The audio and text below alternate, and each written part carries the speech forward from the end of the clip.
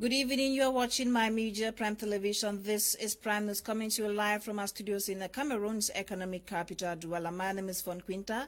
The news starts now. Joe Chebonkeng, president of the National Communication Council, has called on journalists to stay professional and respect ethics. He re-echoed the message during the tour of the council's media sensitization tour in the city of Douala at My Media Prime Television, where he rounded up the two-day sensitization campaign.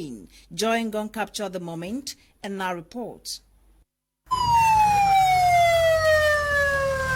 My Media Prime Television was today graced with a visit of the President of the National Communication Council, Joe Chebonkeng Kalabupsi. The visit was on the occasion of the Council's tour in the littoral region to sensitize media personnel and draw their attention towards the respect of the ethics and deontology of the profession. Spent 2 days visiting over a dozen media organs, and we've seen quite a vibrant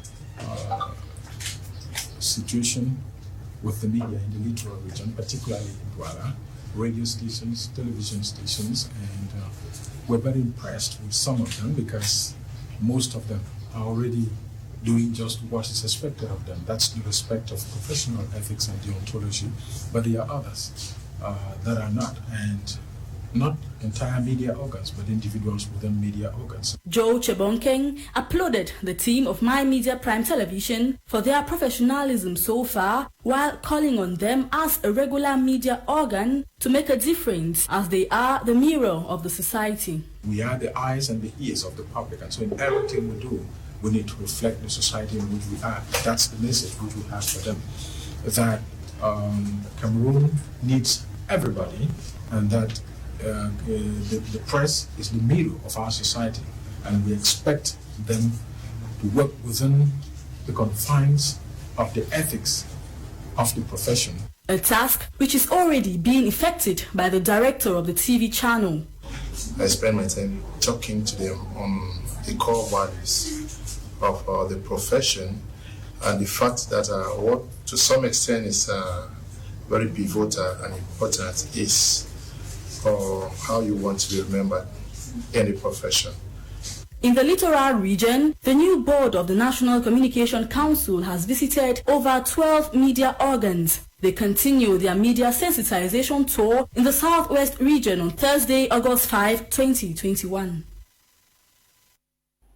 Now, Human Rights Watch in a fresh report has called on actors involved in the ongoing war in the northwest and southwest regions of Cameroon to protect civilians. In a report dated Monday, August 2nd, 2021, the organization highlights the need to protect communities. Audrey Zaza read through the recent report and now reports. Once again, Cameroon is being singled out for criticisms regarding the situation in the two receive regions of the country. The non-governmental organization Human Rights Watch yesterday, August 2, published a document based on interviews and official correspondence which identifies errors and failures of the Cameroonian soldiers and separatist fighters. According to Human Rights Watch, Cameroonian security forces killed 2 civilians, raped 53-year-old woman, destroyed and looted at least 33 homes, as well as traditional leaders' palace in the northwest region on June 8 and 9, 2021, while armed separatist fighters in the southwest region killed a 12-year-old boy on June 6 and a 51-year-old teacher on July 1. Further, on June 25, separatist fighters in the northwest region kidnapped 4 humanitarian workers and held them overnight.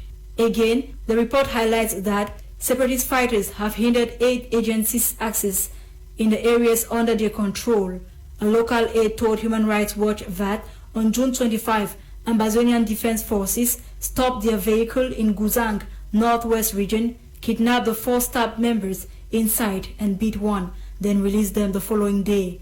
Talking about Cameroonian security forces, senior researcher at Human Rights Watch, Ilaria Allegrosi, in this report says Cameroonian security forces have an obligation to lawfully counter attacks by armed separatist groups and protect people's rights during periods of violence, but that Cameroon security forces have instead responded to the threat from separatist groups with attacks on civilians and serious human rights violation of their own.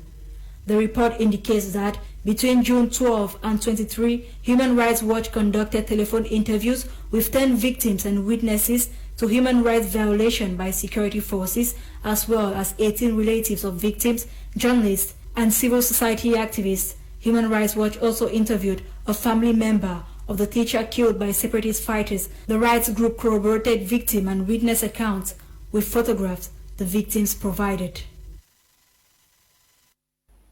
Now, the National Coordinator for the Disarmament, Demobilization and Reintegration Committee has condemned attacks by Boko Haram terrorist group, which left many soldiers and civilians dead in the far north region of Cameroon. Mr. Fayengo Francis was speaking to the press in Yaoundé, where he urged terrorists to drop their arms and get reintegrated into normal life. Details with Nora Kakebi.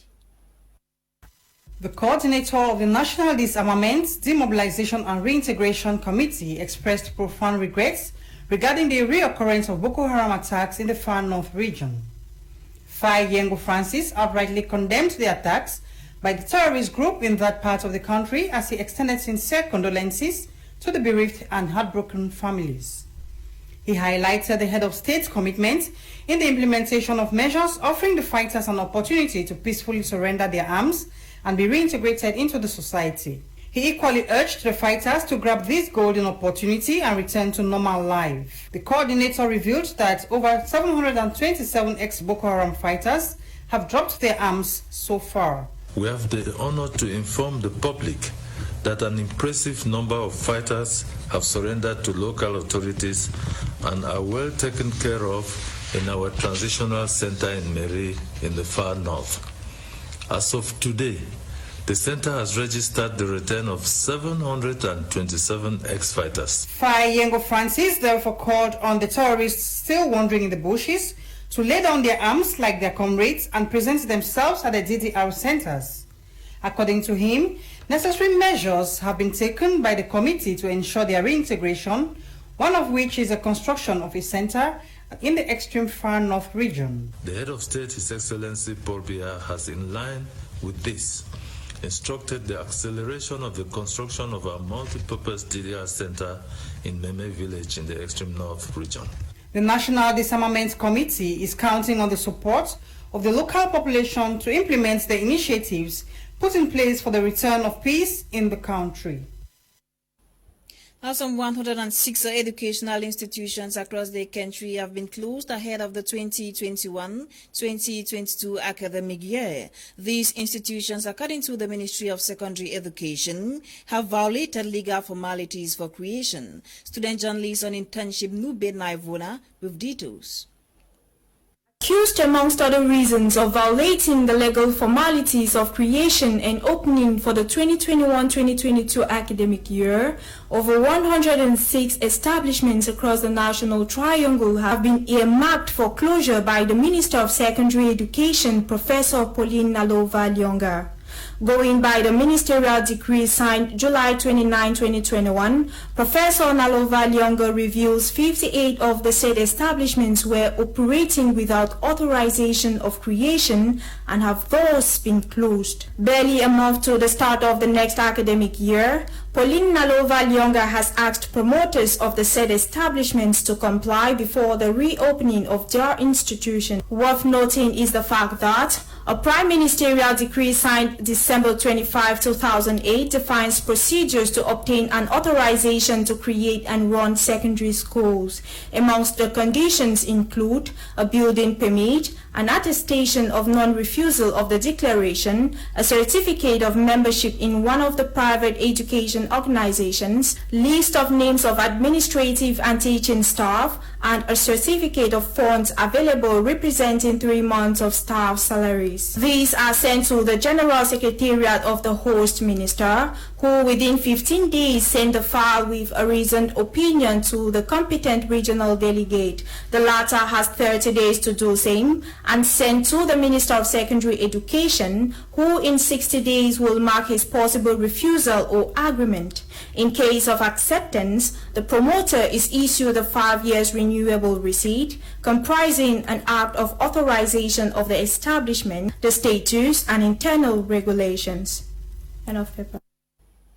Now, some 12 youths drawn from the 4 regions of Cameroon are currently meeting in Bonaberi, Douala for a 5-day workshop on developing creative potentials for peace in youth. The training aims at diversifying social cohesion through creative artwork amidst the ongoing Anglophone crisis. Details with Clarice Ekowe. These are some 12 youths drawn from the northwest, southwest, center and littoral regions of Cameroon who are currently meeting in Bonaberi, Douala for a 5-day workshop on developing creative potentials for peace in youth. Organized by the Peace Office of the Presbyterian Church in Cameroon, the PCC, under the Program for the Civil Peace Service, CPS, this training is aimed at drilling these participants on diverse fields of documentary and videos for peace. The participants start from the test facilitator how to develop a story. Because these stories as people are very easy and very quick to develop a story. And in this case, we are not developing a fictional story. We are not developing a myth or a legend. We are developing the activities that or things that are going on the ongoing and crisis and other crises in the country. Not from a point of sympathy, but from a point of empathy, to see that we can shift the narrative from hate to love, from war to peace. Present during this opening ceremony, Reverend Kang Dennis, Presbyterial Secretary for Mungu, and who also doubles as the parish pastor for PC Bonaberi, enjoined these participants to use knowledge acquired to impact humanity by enhancing peace in their respective regions. When I look at young people who are participants, I feel very impressed because I know that what they have learned will probably carry it back to their peers, so that in the shortest possible time our region can enjoy the sweetest ingredient of peace again. Furthermore, to some participants, their expectations are high. We're taught the script writing for documentaries, and today, this morning, we are being taught on videography, editing, and so I expect that at the end of the day, I should be able to use everything that I've learned during this seminar to be able to create short videos for peace. At the end of this workshop, participants are expected to engage in peace work through videos and documentaries. Now, over 130 members of the Cameroon film industry converged on Douala over the weekend for their annual general meeting. The meeting was an opportunity for filmmakers to share experiences, identify common challenges, and seek lasting solutions. Brenda Elong was equally instituted as the new board chair of the organization. Details in the following report. These are members of the Cameroon Film Industry CFI meeting to re-strategize for better output and growth of the movie-making industry. The annual general meeting of the CFI, which took place over the weekend in Bonaberi, Douala subdivision, was an opportunity for the over 130 filmmakers from different guilds share experience, identify common problems, and seek solutions. We have been able to impose ourselves as very important stakeholders when it comes to cinema in the country. This explains why we have always been consulted as a body or our opinion listened to whenever a major decision related to cinema in Cameroon is to take. We need to identify our guilds, register with our guilds, attend meetings so that we'll bring up problems that are particular to our guilds. Meeting about 2 years after the June 29, 2019 General Assembly in Limbe, the organization saw a change in management with Madam Brenda Elong, now the new board chair of the Cameroon film industry. For the love of the industry, together we are going to take this industry to that level that will be respected within this country and out of the shores of this country. Filmmakers after the annual general meeting say progress has been enormous. There is every sign that we are making progress. We know it has not been easy for the past years with the crisis that we've been experiencing, especially in the northwest and southwest regions of the country. But I think that despite that, with our passion and commitment to filmmaking, we've been making tremendous progress. And as one big family, I think that one thing that has kept us together is the love and the interest for filmmaking. So I think that we are making progress, and I know that the days ahead will actually be better. With challenges faced, including lack of finance, disunity, poor marketing strategies, amongst others, and with hopes of taking the CFI to higher heights, Anglophone filmmakers were urged to identify their guilds and get registered in a bid to seek solutions facing the industry. And on our health page, Bokengo Wadi focused on the effects of COVID-19 vaccines on menstruating, pregnant and breastfeeding mothers. Meanwhile, global statistics of COVID-19 stands at 199 million infections and 4.4 million fatalities. Details right ahead. Vaccination is the administration of a vaccine to help the immune system develop and fight against a disease, illness, virus such as the coronavirus. Globally, more than 4 billion doses of the COVID-19 vaccine have been administered since December 8, 2020, when the United Kingdom's 91-year-old Margaret Keenan did take the very first shot of the Pfizer COVID-19 vaccine worldwide. Nonetheless, there exists a worry whether or not menstruating, pregnant and breastfeeding women are to be exempted from taking the vaccine. Pregnancy, of course, is a very special situation because we are concerned about the health of the mother, but also about the health of the fetus, the unborn child. And so any drug or vaccine that is administered during pregnancy, we always take special care to make sure that, there is no potential safety concern or any adverse event. So there is nothing scientifically to really come in the way of a menstruating woman taking the vaccine, apart from the fact that, she may feel a bit tired. But if that's the date on which you have a vaccine appointment and you happen to have your periods, there's absolutely no problem in going ahead and getting the vaccine. According to a recent report from the Centers for Disease Control, CDC, breastfeeding mothers who get to take the vaccine will develop antibodies in their breast milk, which is safe and good for both them and their child. This report is affirmed by World Health Organization's chief scientist, who says women who have given birth and who are breastfeeding their babies can take the vaccine, should take the vaccine when it becomes available to them. There is no risk at all because all the vaccines that are being used presently, none of them have the live virus in it, and so there's no risk of transmission through the breast milk. In fact, the antibodies that the mother has can go through the breast milk to the baby and may only serve, maybe to protect the baby a little bit. But there's absolutely no harm. It's very safe. It should be borne in mind that a strong immune system is paramount during pregnancy as well as breastfeeding. And according to the Center for Disease Control, CDC, pregnant and recently pregnant women are at a higher risk for severe illnesses from the coronavirus. In the case of COVID, we know that pregnant women are at higher risk of getting severe COVID and also at higher risk of delivering a baby prematurely. So in situations where there is a lot of COVID transmission in the country and the woman is exposed to it, the benefits of getting the vaccine definitely outweigh the risks. Vaccination saves lives. Bukengo was this report ends today's edition of Prime News compiled by Fifth Tata. My name is FON QUINTA. The news was produced by EWANE NOLINGA at 7 p.m. Prime comes up with Kumlona. Stay with us. Good night.